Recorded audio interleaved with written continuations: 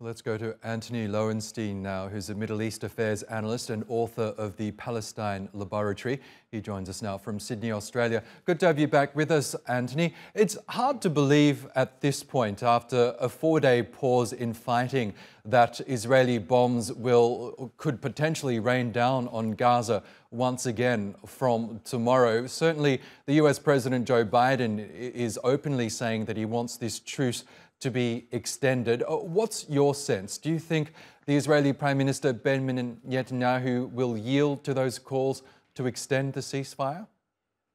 I think there's a good chance it'll be extended by a day or two. Obviously, we don't know exactly. I mean, Netanyahu himself has said he's open to that. The Americans, I'm sure, are pressuring him, and I presume probably Arab neighbours and allies as well of Israel and the US. I mean, the broader question, though, really is not solved by 1 or 2 more days' peace, although obviously I support the idea of no more bombing.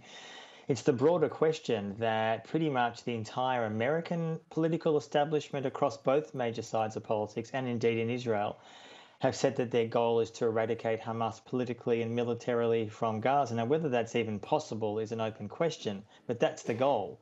And I was pretty astounded to read today that according to an Israeli source, they said that they estimated that after the last 6 weeks, they've killed maybe 1,000 to 2,000 Hamas fighters out of an estimated 30,000. Now, obviously, putting aside the fact that there are up to 20,000 Gazans killed, that shows that the vast majority of the Hamas fighters are alive and living in Gaza. Now, that's based on Israeli figures, so I use that as that figure with a caveat. But that shows the idea that in these 6 weeks, what actually has been achieved, in inverted commas, beyond utter devastation of the entire northern part of Gaza, that this really now feels like if war does restart, and I fear in the coming days or weeks it may well, it's really out of revenge rather than actually any strategic benefit for Israel. We know that Biden has spoken to Netanyahu in recent days about this very topic, about the extension of the truce. And you get the sense that Israel really doesn't care about isolating any other country in the world except when it comes to the United States. Do you believe that the Biden administration is applying enough pressure behind the scenes in order to stop the hostilities and extend this lull in fighting?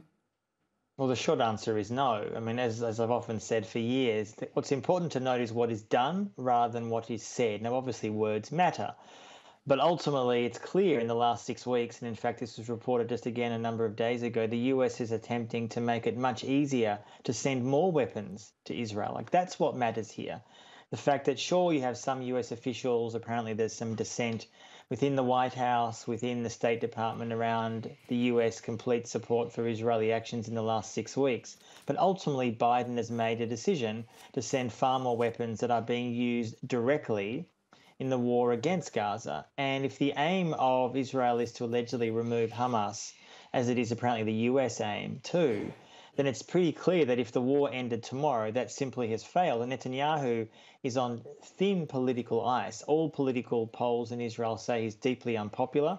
But I should just say, just to finish on this point, any potential alternative to Netanyahu, Benny Gantz, Yair Lapid, are no real different in terms of their views towards Gaza and the occupation. There's a complete consensus, sadly and tragically, in much of the Israeli political elites towards Gaza and Palestine. Okay, Antony Loewenstein, we'll leave it there for now. Thanks as always for sharing your analysis with us.